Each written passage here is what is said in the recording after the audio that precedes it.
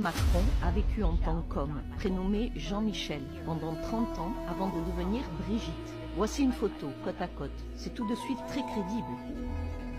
Deuxième point, Brigitte Macron affirme que non, Jean-Michel est son frère. Le problème, c'est que son frère a disparu. Elle prétend que son frère est en vie.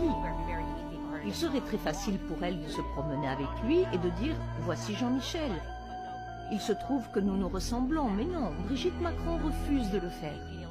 Et puis en termes de données généalogiques, les gens sont sur Internet et cherchent. Ce qu'ils ont révélé, c'est qu'une personne nommée Jean-Michel a existé pendant une trentaine d'années, puis a cessé d'exister. Et tout à coup, Brigitte Macron est arrivée et a existé. Donc oui, c'est problématique. Troisième point, il n'existe aucune photo de Brigitte Macron au cours des 30 premières années de sa vie. C'est le point le plus important. Encore une fois, comme je l'ai démontré, il est très facile de montrer des photos de votre vie durant vos 30 premières années.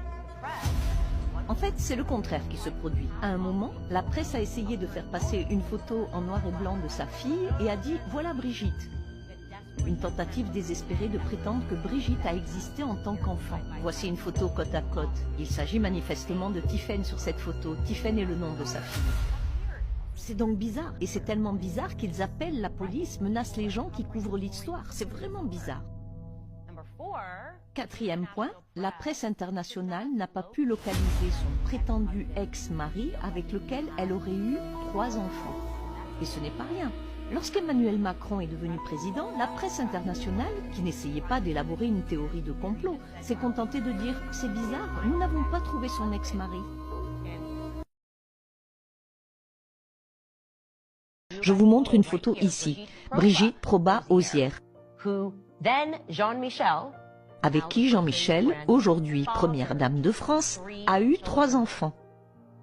Alors quand Jean-Michel a décidé de faire une transition, après avoir eu ses 3 enfants avec cette nièce, Jean-Louis a aidé son ami, parce qu'il faisait partie de la famille. Le père des enfants de la nièce, essentiellement de la famille, il a dit « Je vais vous aider dans cette transition ». Et comment a-t-il aidé son ami? Eh bien, Jean-Louis aurait des liens très étroits avec les services secrets français. Cela a donc rendu les choses très faciles, ou du moins plus faciles.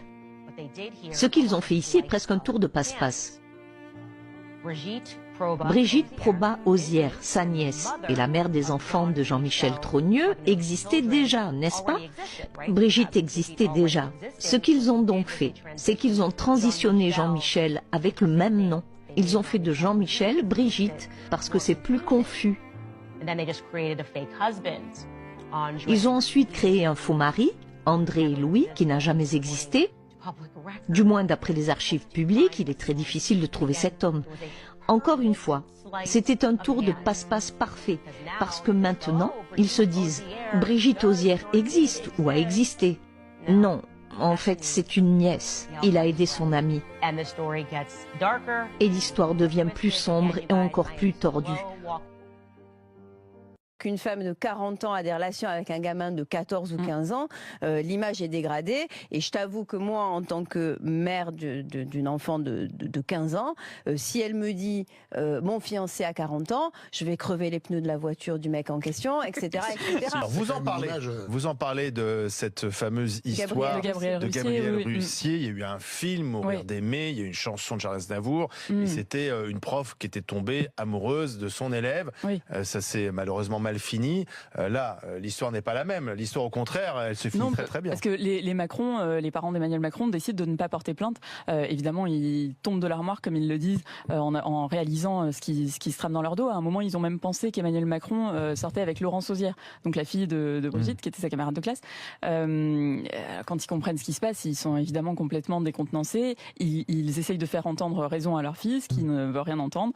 Ils convoquent ensuite Brigitte Osière en essayant de la convaincre, de lui expliquer que par sa faute, leur fils n'aura jamais d'enfant, qu'il n'aura pas une vie tout à fait la mère d'Emmanuel Macron a 3 ans de plus que Brigitte Macron. Voilà, elles sont assez contemporaines.